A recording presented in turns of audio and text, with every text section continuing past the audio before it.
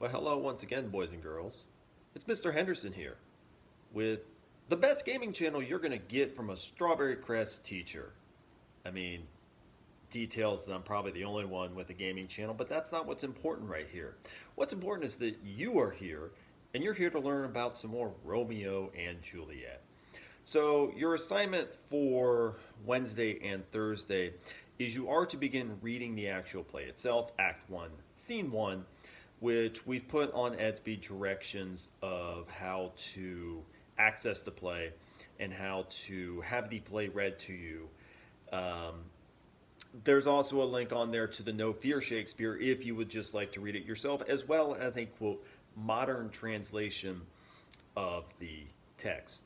So your assignment is to read through Act 1, Scene 1, and then there's a Nearpod assignment that has springboard pages attached to that you need to complete by Thursday. The idea of this video here is that we're going to provide some further context to Act 1, Scene 1 that you might not pick up through your reading. So the game I've picked out today is a game called Super Blood Hockey. Now, there is a lot of blood in this game. I will tell you that I've actually turned off the blood in this game because we still need to make it school appropriate. School appropriate. Yeah, that's a thing. But as you guys know, I am a hockey fan, and I think that this game is going to tie in well with Act 1, Scene 1. And if you have read it and you are watching this video after you have read it, you're going to understand why. If you are watching this video prior to reading it, then you might learn some things about Act 1, Scene 1 prior to us reading. We're going to be Team USA. Let's stick on Canada. Nobody likes Canada. As South Park once said, you're not a real country anyway. And so let's play some hockey, and you're going to see why I picked out this game in relation to Act 1, Scene 1.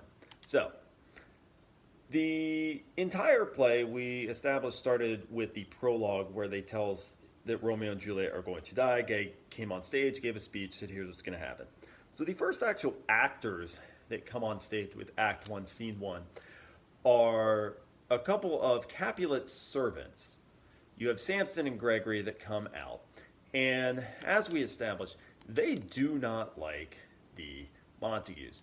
And so right away, they are on stage and they're basically cracking a bunch of jokes at the Montagues' expense.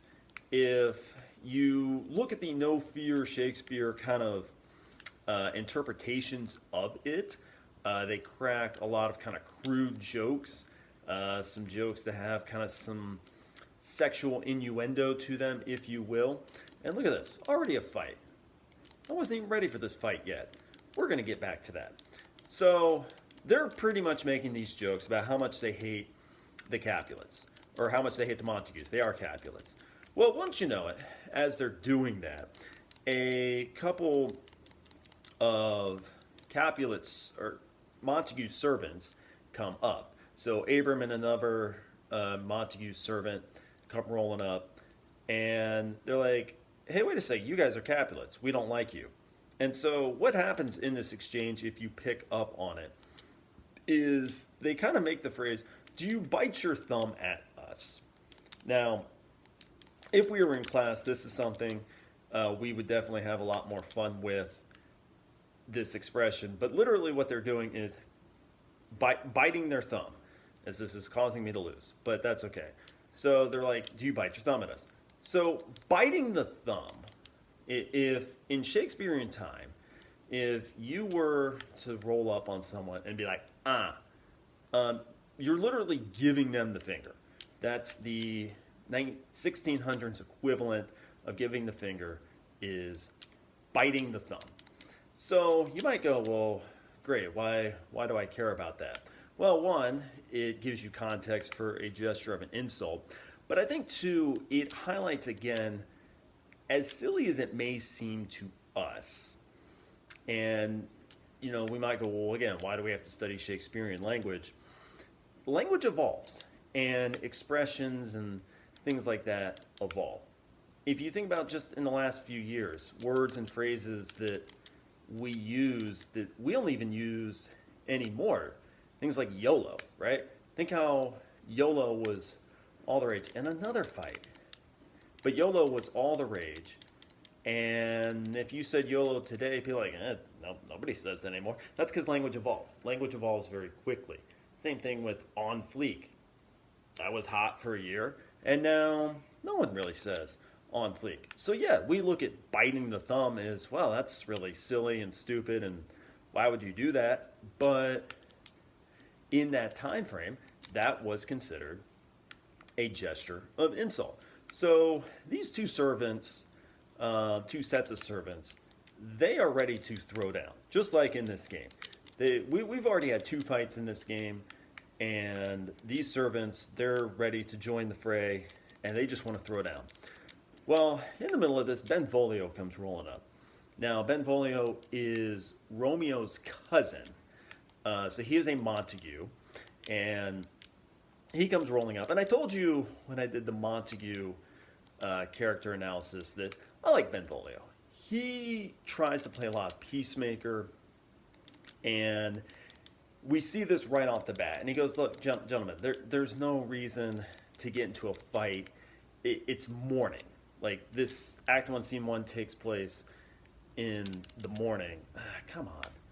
And so he's like, look, there's no reason for this. There's no reason at this time of day that we need to start throwing down and throwing fists. Well, it seems to be getting somewhere. And then lo and behold, Tybalt comes rolling up. Now, I told you in the Capulet character analysis that Tybalt is going to be Juliet's cousin. And Tybalt is a hothead.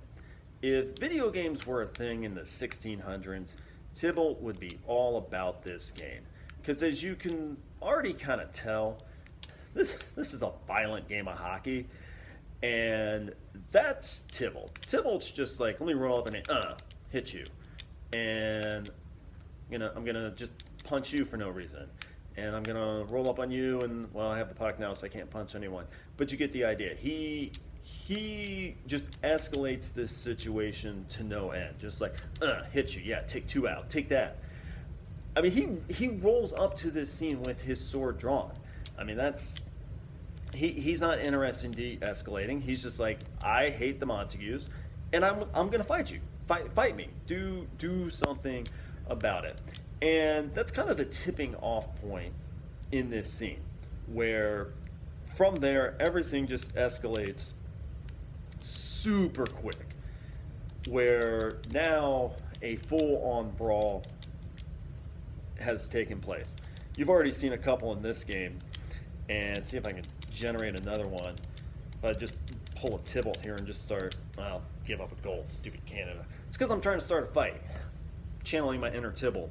So he starts this fight, and as a result, pretty much everyone in Verona comes rolling out. So remember, this play takes place in Verona, Italy, and everyone comes rolling out. Pretty much every major character that you're going to see in this play does come rolling out to join this fight in some capacity. And if you pick up on some of the notes that are in the margins within this fight, like when the Montagues and Capulets come rolling out, they're basically coming out in like their pajamas, because remember, this is morning, and they're just like, well, that's 9 in the morning. All right, let's get in a fight. That's what we're doing. We're doing it.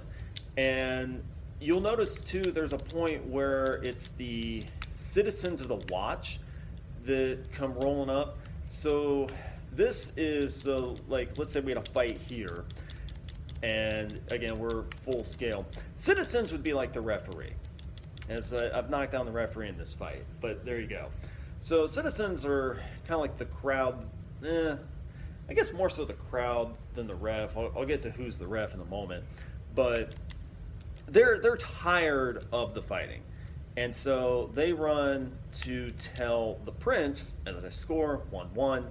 And so they run to tell the prince, who the prince you could think of as like the ref in this game.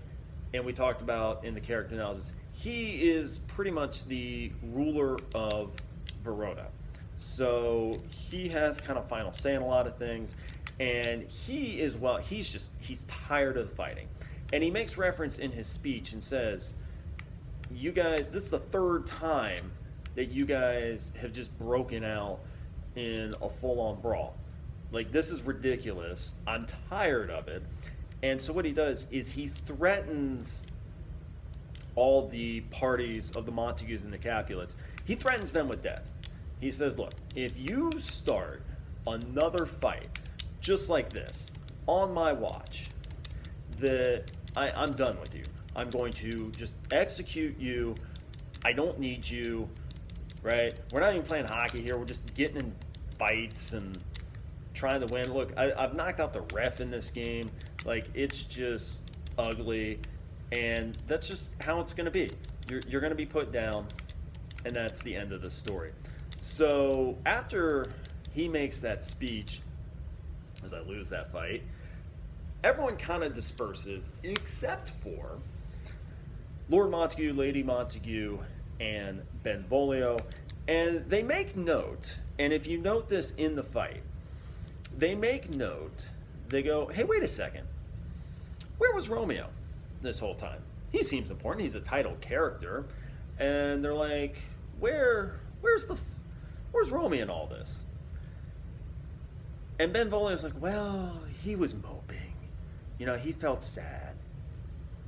And then the back half, after the prince makes his speech, is Romeo does come out and kind of joins after the fight is done.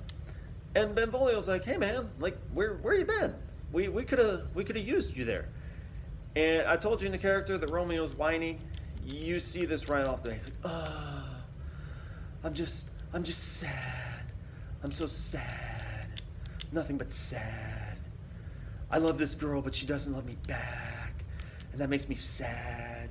I score a goal, but I don't care because I'm sad. I'm just sad. And Benvolio's like, I mean, that's great, man. Like, I get it that you're sad, but can you stop being so whiny and sad? There's life to live. You gotta be more than just sad all the time. And everyone was just, oh, but I'm sad. I'm super whiny and edgy and yeah, sad. So one thing you will maybe pick up on this is, so Romeo says, I love this girl, but she doesn't love me back. He does not say the name of the girl. So that is something to keep in mind. And we will learn in one of the following scenes who this girl is, but I'm going to tell you, and I told you this in the character analysis, the girl he initially loves is not Juliet, which, as the audience, I think we're led to believe, because this play is Romeo and Juliet, but Juliet's not the initial girl he loves. He's just like, I score goals, but I'm just sad. So Benvolio, being the sane one and the peacekeeper in all this, he tells Romeo, he's like, look, man, you're sad. I'm tired of you being sad. I don't want to hang around you because you're sad. So I need you to do this for me. I need you to start at least looking at other girls. I need you to stop being obsessed over this one girl that you seem to just not be able to stop thinking about. And you need to start kind of looking around a little bit. And maybe it'll help clear your mind. And everybody's like, oh, I don't want to do that because I'm sad. And Belva's like, I mean, whatever, man. You do you, but it's probably in your best interest. And that's basically where the scene leaves off, is they both go their separate ways. And when we pick up with Act 2 or Act 1, Scene 2, you'll kind of see, what Romeo's next step is. You will also note in this scene, no sight of Juliet either. So we pretty much got introduced to every single major character in the fight, except our two title characters, Romeo and Juliet. Neither of them had a role in the initial fight. So when we meet Juliet, we'll see. What's her mindset? Is she much of a fighter herself? Why wasn't she anywhere to be seen in that? As the U.S., we are going to win 3-1 over Canada. Take that, Canada. Winner, USA. Anyway, so please make sure that on your EDSB you follow the assignments that are posted and that you get those done. Grades will be updated on Friday. Again, if you have any further questions, feel free to hop on to Zoom from 9:30 until 10. That are my office hours. Or you can send me a direct message on EDSB. This has been another edition of Mr. Henderson Plays Video Games while talking about Romeo and Juliet. I hope you've enjoyed it, and I will see you next time.